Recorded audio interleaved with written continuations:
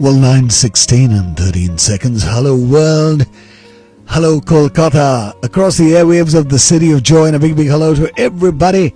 Rajat has joined us. Pashupati has joined us. Amber Singh Ray. Hi there to you and everybody. Just love you guys with all the closeness, all the warmth, all the love, and all the affection. Well, right now we have a beautiful track coming up, DNDM, and in a short while we'll have Druv Kent absolutely live from Singapore. Going to be actually coming on and going to be talking about his brand new song which he released 1 hour ago, and we're going to be premiering it on 91.9 Friends FM. And of course, he's going to also be performing unplugged. In fact, I can't believe it. Well, Druv has just joined us, and I've decided that I won't waste any time because this gentleman has got such a magnetic voice, and we are so proud that this amazing guy is actually from Calcutta, based out of Singapore, rocking the world. Yes, rocking the world on the Billboard charts, on the indie charts, on the iTunes charts, making India proud and making us the Kolkatans proud. And I think it's time, all of us need to see him, need to hear him, and need to get on absolutely live. So here I am bringing him over onto the network. Hey Druv, how are you? Hey, hi Jimmy, how are you? Can you hear me okay? Absolutely, I can hear you absolutely okay. I hope you can hear me okay. Hearing you great, man. As always, with a voice like that, how can I not hear you, man? Druv, it's so nice to see you and everyone basically coming in. Tell me one thing is, you've been rocking the world. A million ways, a million different ways you've been rocking the world. So tell us a little bit about A Million Ways, the new track which was premiered today on YouTube. We're going to be premiered right now and sometime on Friends FM. Yeah. So what would you like to tell us about it? How did it come about? Well, the song, I wrote this kind of melody when I was in Singapore. And then I was in Stockholm with this amazing producer called Tony Mam, and then we kind of started just jamming on a different song actually. We started creating a new piece of music, and he came up with this kind of tune, which is like a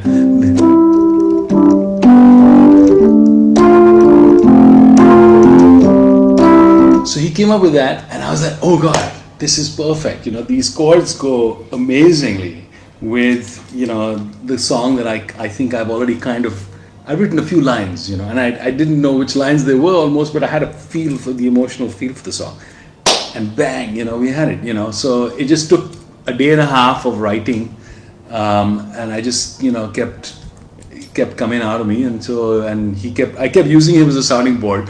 And he was like, it's great, let's do that line, yes, that's great. And I said, let's take the song here, take the song there, and we had a song. Just truly amazing, yeah.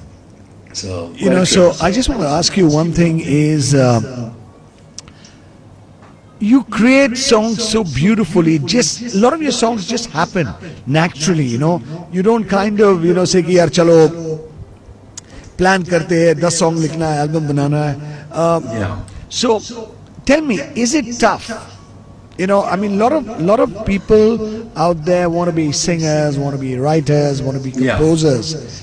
You are a Calcutta lad, and we're so proud of that, and just once again, I want to tell the world, I remember we interviewed Druv long time back in 2014, 15, 16, around that time, when he just started singing. He was a top shot. He was a managing director in a bank in Singapore, one of the top banks of the world. He moved out because he wanted to follow his passion for singing. And I think that passion speaks for itself. So what would you like to tell all the youngsters out there who are struggling and want to become singers, who are trying to become composers? You've been through it all. In fact, you've actually performed, and you've been accompanied by some of the finest musicians who've actually composed for some of the finest singers in the world. You are truly international in all ways possible. So what would you like to tell all these guys who are really struggling at the current moment? So I think, artists do tend to struggle. I think that's sadly part of the kind of life and the existence I think that we sign on for. So all artists struggle, me included, right? So I think let's start with that, because I think it's the nature of the beast, right? You're trying to create something which is coming from your soul, which is going to connect with the outside world. Very hard, putting bearing your heart and soul for all to judge, see, and have a view on, and that's what you want. And you have a fragile heart. That's why you kind of interpret. And so it's a bit of a. So part of it is just the personality, I think, is and the skills required, almost kind of combined to create something which is always going to be a bit of a challenge. So that's one, and I think it's a beautiful challenge. So I would say here's the way I would approach it for a young person or any other artist, and this is what I have to tell myself as well. When days are not so good, which is make music that really comes from the soul, and so you mentioned something really interesting just now. You said is there a lot of planning, or you kind of alluded to this thing, right? So making an album, so there's a lot of planning on the one hand, there is, but each song comes from a very soulful, honest, authentic place. So it's a question of doing that honesty, or doing that with honesty and integrity, and just not doing it with your ego involved, and letting that song come to the front, and not getting in the way and saying, I want to sound like this guy, or I want to sound like that guy. Just sound like yourself. You're the most interesting person in the room usually, because you're the only one who can sound like you. And so it's the most, I think, useful advice I would give someone is try and really find out what music you want to make, and then, yes, absolutely plan it. It needs some thought, it really needs resources, it needs a lot of application, it needs a lot of practice, and then connections and working out with people who you really connect with musically and artistically. So there's a long road, but I'd say work from your heart and your soul to start with. Well, work from your heart and soul to start with. So tell me one thing is, out of all the songs you've actually created across the years, yeah, which one's been your favorite? I mean, it's a very tough question. So I honestly want you to tell us which one you love the most out of all the tracks, original tracks you've created. That's too hard, really. I look at these songs as my babies, and they're all kind of, so if I could show you, if I could take this camera and move it around my studio over here, you'd see I got little plaques on the wall for each song. And it's really kind of, and it's not that this one is a platinum record, or this one, how many times this went, viral on this thing, or which one got into BBC Radio, or which one got an award. Irrelevant. To me, they're all literally small pieces of my heart, but I've kind of sweated. Having said all that, there's a song one is about my father, which is called I'm Still Writing, which has got a very, very resonant tone. Even now I choke up when I kind of play it. It's a beautiful song. It's written in a letter form to my father called I'm Still Writing, right? So that's one. And then this song I wrote to my mum in the last album, in the Don't Burn Away album, called Higher Ground, which is like a conversation I had with her, where she kind of tells me to keep going forward, keep doing music, because it's what allows you to find your higher ground. So I think these are really special songs to me in some way, maybe more.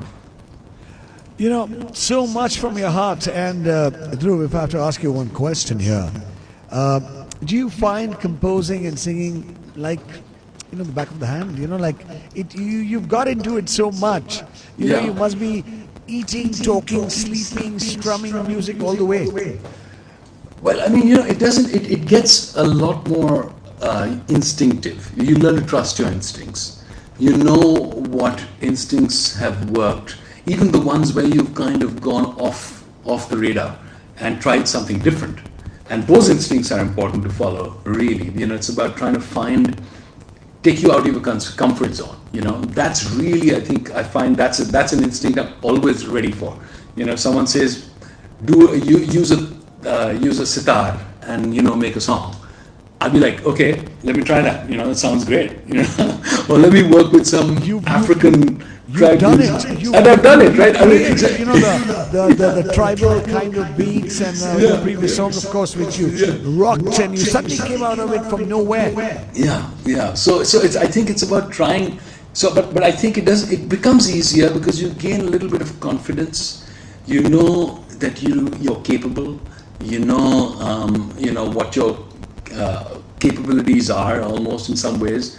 But you're always looking to stretch. So there's always something which keeps you a little underconfident in some ways, and always all artists are insecure by definition because they always wanted to, sound a little better and improve themselves. So that's always part of it. Yeah. So tell me one thing is, today a beautiful track, of course, Million Ways premiered. It's on YouTube right now, and we're going to be playing it out in a short while right here on 91.9 Friends FM for the first time. So, could you give us a line or two? Could you? We love the natural style of yours where you really come on, you shake the world because the world is watching you right now. And we stream across YouTube, Twitch, Twitter, LinkedIn, and Facebook Live, and also across the airwaves of the City of Joy. Wow. So what do you say? No pressure. So no pressure then, really. Let's go for it. Okay. Well, I mean, so, the song is about showing someone that you love them, right? And there's so many beautiful ways to show someone that you love them. And I think it's just about, show me you get me, right? So this is the acoustic version, home version on the day of release.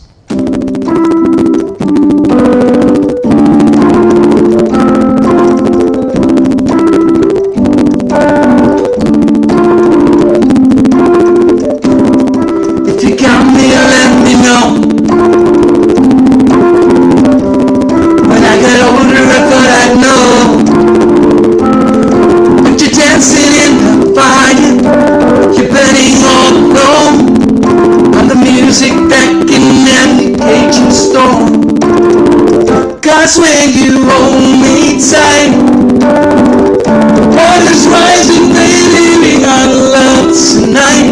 Let me know, not thinking wrong, alright. Just being, baby, show me and me. You want all the million ways. Oh, oh.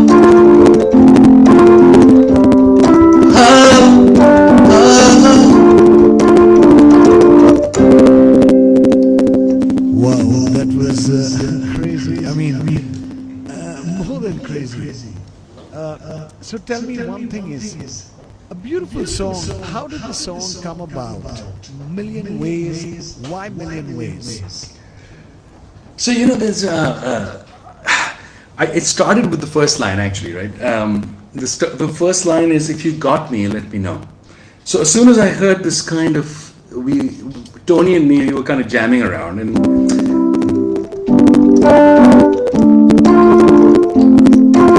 if you hear the guitar work that he's done, it's beautiful, just like it's got a very hooky, it feels organic, it feels real, and so we're just playing it in the studio, the two of us sitting in a room, and I'm just like, if you got me, let me know. So it was just that. I want you to just sing it unplugged without. You were awesome just now when you said the first line. Yeah. Sing it. Just sing a couple of lines without the synthesizer. It was just superb. I think the world will be hearing, totally unplugged without any music, just your voice, maybe for a line or two. It was just truly awesome. The first line you hit off just now. Sure. And that's how the song started, right? Okay. If you got me, let me know. When I get older, I thought I know. But you're dancing in the fire. You're burning all alone. I'm the music that can navigate your storm. Cause when you hold me tight, the water's rising, baby, and we got love tonight. Let me know, not thinking wrong, alright. Just being, baby, show me you get me in one of a million ways. Oh, oh, oh, oh, oh. You know how many women are going to be falling in love with you across the world. A million women. A million ways. That's the way to do it. Dhruv, you've been always so nice. All the way from Singapore. I know it must be about nearly 1 o'clock out there just now. But you've always been so nice, coming on, going live, engaging with the crowd. Calcutta loves you. The women love you. The people love you. A lot of our listeners love your tracks, and you are on our regular playlist across all your songs. Thank you, Jimmy. Rolling and rotating in very high rotation. So, tell me one thing. I know I'm going to revisit our old interview. Yeah. So, when you were in school, when you were in college here, did you ever think you would be this amazing, rocking, international kick-ass singer? I did not, honestly. Why? Well, I think, Jimmy, it's partly a generational thing. I think, when I was growing up in the 80s, late 80s, in Cal and in India, it wasn't really a dream that people were actually genuinely dreaming, especially making their own music. Maybe people were dreaming of becoming like a Shan, or like the Kishore Kumars or the Mohammed Rafis or what KK etc. became. It was that, so you could become a singer and in Bollywood perhaps, but would you be able to write your own songs in various languages that you wanted at the international level? That dream I never thought that that's something that I could do. No, to be honest. So when did you realize that, get on, clink, and sing, because you were at an amazing position. Yeah. You were a managing director of international big banks back then in Singapore, making lots of money. So what got into that Dhruv key? I'm again revisiting the whole interview. What got into Dhruv key? My passion. So okay, I'll give you. Let me also just revise my prior answer by just a little thing, which is, I remember when I was 12 years old in Lee Road in Calcutta, and I remember this very clearly in my bedroom, and thinking, I just heard of the Grammy Awards, and I remember thinking, okay, I want to get a Grammy Award. Okay, I used to be a drummer, I used to be a singer already, right? I was in bands, etc. So it wasn't that. So when I said that I never dreamt I could be doing this. I didn't mean that I'd never wanted to do it. I would love to have done it. It just wasn't in the realm of realistic possibility. That's what I meant. Okay, so coming back to your so the other point you're making, which is, what is what was the question? I was thinking about it. I was just saying, yeah. You've done some amazing job. Yeah, sorry, the job, yeah. Managing director, suddenly there's time I get the guitar, start going ahead like so. Why? No one in the right mind would have no one in the right mind. Which I think was like a gold mine, Yeah, and then yeah. getting into your passion. So I think it's okay. So there's a very famous quote, which is I forget who it's by now, but it's a very interesting quote. It says that 2 days which are the most important days in your life. One is the day that you're born, and the second one is the day that you realize why you were born. And I hadn't had that second day entirely clearly until I wrote my first song in 2013. And I realized why I was born. It was that strong a feeling that, oh my gosh, it's to create music that I'm hearing inside my head, which I need to kind of let it come through the mess of what goes on in anyone's brain. Let it come through, let it come out as unfiltered as possible, clean it up and present it to the world, because that's my duty almost. So that it really happened in 2013, and then you're right, I was an MD, I was a managing director, it was a very senior role, and I struggled to get there, to be clear. It was like it was a serious kind of many years of dogfighting almost to become a managing director in a big investment bank. So you're absolutely right, and it took a lot to walk away, but this was such a strong and compelling feeling coming from your innards, literally inside you, that you almost can't stand in the way of it, without wrecking yourself. So I had a very honest conversation with my wife, with my mom, with my sister and my brother, my other close friends, and most of them said, "You're mad, but do it." Because What? I just want to tell you, your sister is saying, wow. she's too sweet. Dia, lots of love, my dear. Thank you. You're such a beautiful brother-sister relationship. She's always been there. And She is.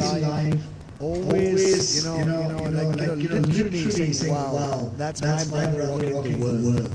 Yes, she's too sweet. She's been my biggest fan and biggest supporter. And she's a few years older than me, so she doesn't forget. But she's a lovely girl. Trust me. She is. She's one of the most beautiful human beings, not just in terms of face, but in terms of heart. Yes. Which is really nice. And she really kind of mothers me, which is too sweet. Yeah. No, she's. I am. I've got a brother as well, an elder brother, who is also in Dubai, and he'll be listening to this interview as well. So Adit will also be. So he also got to do something. No, he doesn't. So how does it feel, being back right here on digital in the city of Calcutta? Lovely. I mean, listen, Jimmy, we go back a long way. I mean, I've looked up to you since when I was a boy in shorts, and you were already you already had your headset on. One hand on your one ear, the other ear was like Those were the days, my friend. Yes, and I was like, Those days, because DJ also was manual. yeah. You're playing the wine here. Today, people use the computer, just kind of press a button and everything.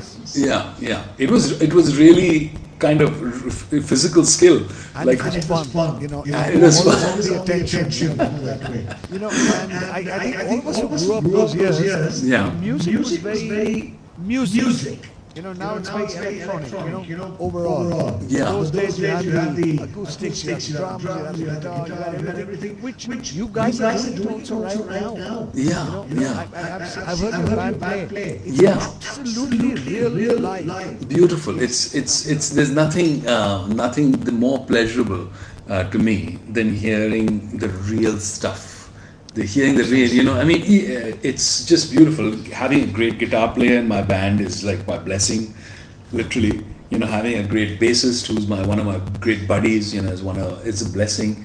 Having real harmonies live, going out and just suddenly killing all the instruments and just going vocals only, three-part harmony. It's just like, whoa! And you can feel that, I can see that josh. I can imagine. Yeah. I'm looking for the day when India will be proud, number one on Billboard, number one on the UK, number one on the US World Charts. Druv Kent, all the way, and that's going to happen, trust me. I always strongly believe in the kind of dedication and the kind of voice you have. When I first heard you, I didn't know it was you. I just heard the song. I honestly thought it was Bruce Springsteen. Oh my God. I'm not joking. I honestly thought it was the boss singing. So I said, wow. And then I thought, wow, this is the guy from the city of Kolkata who's rocking the world. And I felt so nice. Seriously. Super. I mean, maybe the only one of the few who have actually rocked the international market, been there on Billboard, been there on iTunes, been there on the indie top of the charts list, which is truly amazing. How do you feel, reaching those heights? How do you feel? So on the one hand, very, very, very humbled, honestly, genuinely. Because maybe if I was 18 years old and I was the number one on some chart or in the US top 20, which I've been, or getting an award like our band has won, it kind of becomes like super freaky and like, oh my God, but when you become an adult and you then realize that it's just these things are just passing milestones. Really, they're great, but really the joy to me comes from the songs, making the music, producing the music, delivering the music, performing the music. It's literally that. Nothing else comes even close. Honestly. Now I want to ask you a question. If you have a message to the world right now, sitting in Singapore, which is 1 a.m. at night, and little tired. Yeah. Well, listening to you across. We have messages from the US, we have messages from Canada. Wow. We have messages from Saudi Arabia. We have messages from Dubai. Quite a few people love you. So, what would you like to tell the world? Well, I'd like to tell the world, firstly, thanks for listening to my music, and hopefully you, I think music is going through somewhat of a tough time, if I can be honest. I mean, if I can think a little bigger picture at the moment. I think some of the arts are going through a tough time at the moment. While COVID is kind of over, people are getting their livelihood back, which is amazing and great.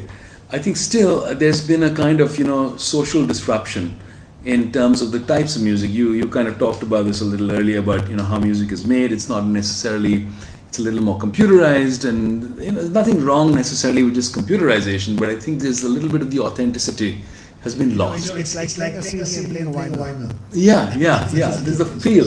And it's about, songwriting by committee. It's like, when 12 amazingly talented people come together and make a song, it's not necessarily as good as one person making the song. It doesn't have that heart and soul that's come from one regular beating heart. It's been made by consensus. So it's got great hooks, but is it a real full song? So I think, talking on behalf of musicians, I would like to maybe implore people listening to try and support genuine songs and genuine music, and put music back, want to love again, make music, the centerpiece, and vote with your feet, with your ears, and don't go for just the easy choice, which is just happens to be doing very well. But if it's not a great song, listen to that by all means, but also listen to great music. Don't forget that. I think great music needs support. I agree with you, because I think everyone who creates music creates it from the heart. Yeah. It's not just. And what I love about your music is it's so real, which actually makes a difference. There's the sound of the guitar, the drums, and the way it actually takes me back to the good old days. And that feel today, if you look at Phil Collins' last concert, Boston's last concert, it's all acoustic playing, it's all their hands on. They're not a one-man band kind of. No, I've been very much into this now, this sound, this retro kind of feel, if you will, right? Trust me. Yeah, it's about really feeling the music as real instruments, feeling it real sounds. Like in Magaresa, there's a real genuine basuri, apart from a tabla. Yes, and the guy lives in Singapore. He's a basuri kind of maestro, and he's played. And the tabla is also a tabalchi in Singapore. My point is, I've recorded them in this room, and they're real instruments, real people, beautiful sounds. I think it matters, absolutely. Well, it's really a pleasure having you. Let's kick off and premiere the amazing song, Million Days, right here. And you stay up. Okay. So the world, this is it.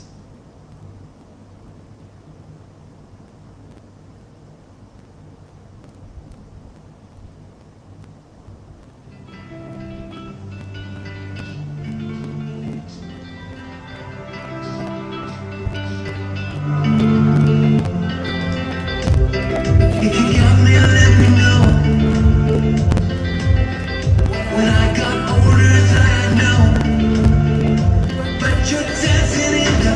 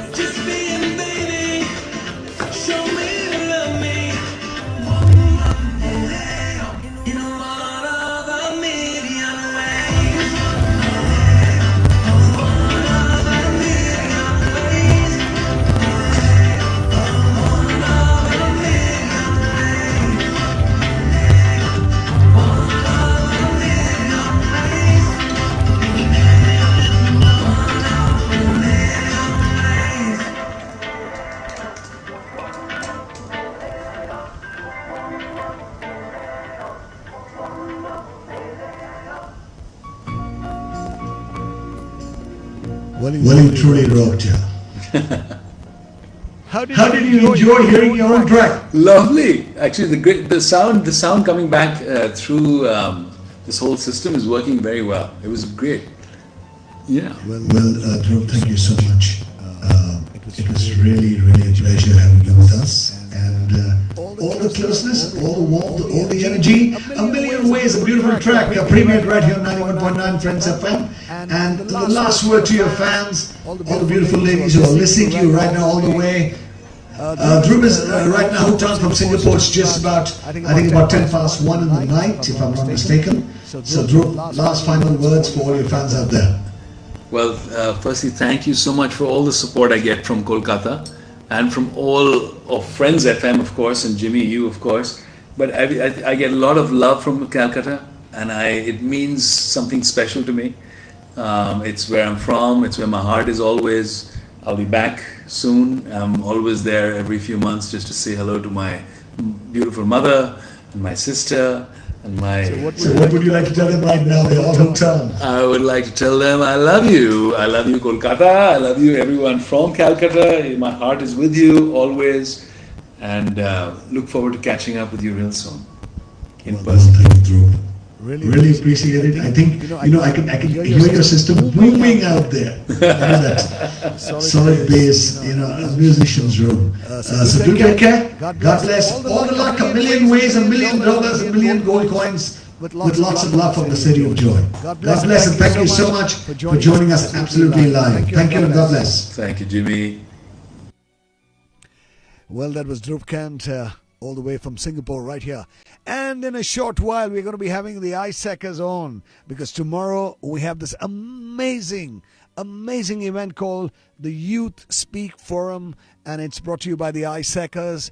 And just before they come on, we got this beautiful track coming up. This is Odyssey, the Samuelo remix. Guys, hear it out while we slowly get the Icehackers on to talk about the amazing event happening at the Heritage Academy tomorrow.